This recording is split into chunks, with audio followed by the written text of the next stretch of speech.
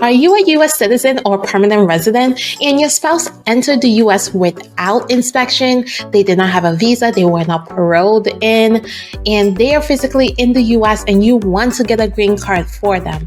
Well, in this video, I'm going to show you exactly the process you need to go through to get them that green card. I am U.S. immigration attorney Lillian, and I help my clients get green cards and citizenship for themselves and their families using the U.S. immigration law system.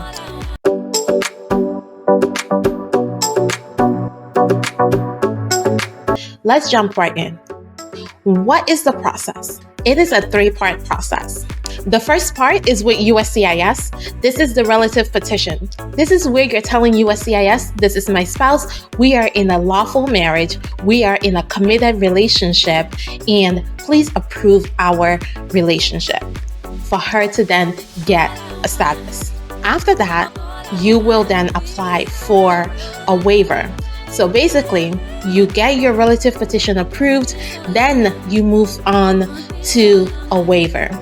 The waiver says, I'm a U.S. citizen or permanent resident, and I will suffer extreme hardship if my spouse was not allowed to stay in the U.S. with me, or if I had to go with them to their home country. Once that is approved, then you start the third step. The third step is the actual visa interview. This is where you do your DS-260, upload your documents, get scheduled for an interview. This is the time when your spouse will now leave the U.S. to go to their interview. They do not leave the U.S. until an interview is scheduled. And that is a quick breakdown of the 3 steps that you need to take in order for your spouse to get a green card, even though they came in without inspection. Now let's get into it in more detail. We're going to go through each stage, what forms you need, what documents you need to include, and what the general processing time is for each of those stages. The first stage is the relative petition. This is where you file an I-130 and an I-130A. These are the required forms for the relative petition stage. So stage 1, I-130 and I-130A. The supporting documents you need to include is, of course, your marriage certificate. If you two have ever been married before, proof that those marriages ended. And then proof of your relationship. So you should be including documents that show your relationship, that you're living together, that you're building a life together. All of those things needs to be included. And then you go ahead and file it with USCIS and wait for that to be approved. Right now, the I-130s are taking about a year to a year and a half to be approved. I have a whole video on processing time that you can look at to see just how fast an I-130, depending on your service center, is going to take. A key thing to remember with your I-130 is to make sure that you put the embassy where your spouse will go to their interview.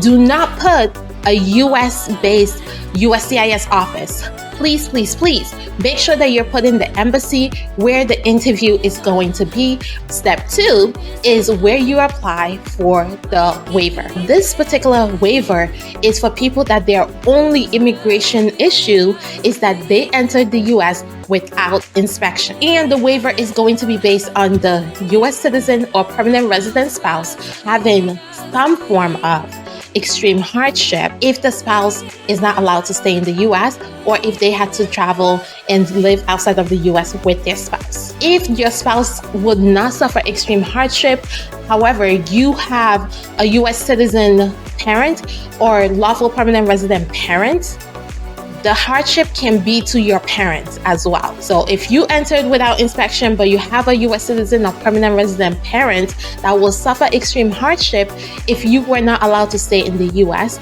or if they had to leave the US with you, they can be the basis of your I-601A waiver. So your spouse can be the basis or your parent can be the basis, but they need to show extreme hardship. Extreme hardship can be anywhere from financial hardship, emotional hardship, and of course, medical hardship. Think about your life as a whole and the things that you can use to show that extreme hardship. It can be more than one thing. So if there's medical conditions, if there's financial hardships, you can put those together to craft a very strong I-601A waiver. The form that you need, if it's not obvious, is the I-601A. The form is very basic. You answer the questions, the reason that you're seeking this waiver. Do not just file an I-601A waiver on its own. Make sure that you are including a detailed statement from you and your spouse or your parent if they are the ones that will suffer the extreme hardship. Make sure that you're including medical records if you're saying that there's medical conditions that would be worsened. Make sure that you're including financial records if you're saying that this person is the breadwinner or that your finances are so bad that if they had to leave the US, you don't know how you're going to survive. All those things plays into it. Now, on the flip side, the officer also wants to know, why can't you just move to the foreign country with your spouse? You don't have to stay in the US. You can show documentation that the foreign country may not have the medical facilities or treatment that you need, right? You can also show that either the education for the kids are not going to be on par, you're not able to get a job, you're not able to speak the language. That's a really huge one, because if you're not able to speak the language, how can they expect you to get a job, support your family, do all the things that you were able to do in the US? And most countries don't have, except for some European countries, you're not going to have the same health insurance, access to health insurance that you do in the US. So making sure that you're documenting all of this is so important, because the waiver, again, is the important part here. Because if the waiver is not approved, you don't get to step 3. The extreme hardship waiver can take up to 3 years to be approved. As I'm filming this video, USCIS is approving I-601A waivers from 2020. So it is taking time. This is going to be one of the longer steps in this process. Before you can file your I-601A waiver, make sure that you are paying the MVC fees. The National Visa Center is going to send you a case number and an invoice number. One of the documents you're going to need to include is proof of payment. Okay, so you need to print your receipt from the National Visa Center showing that you paid the fees and include it with your I-601A waiver packet.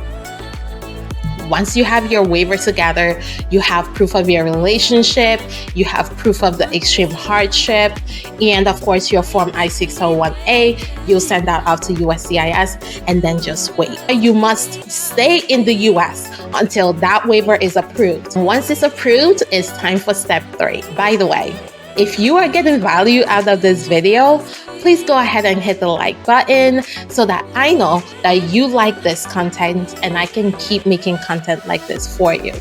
If you have questions about the topics that I am covering in this video, please put them in the comments. I will respond to you. I want to make sure that you are understanding these concepts. And now we're going to talk about step 3, which is the consular processing, where you actually get to the visa application stage. The consular processing stage.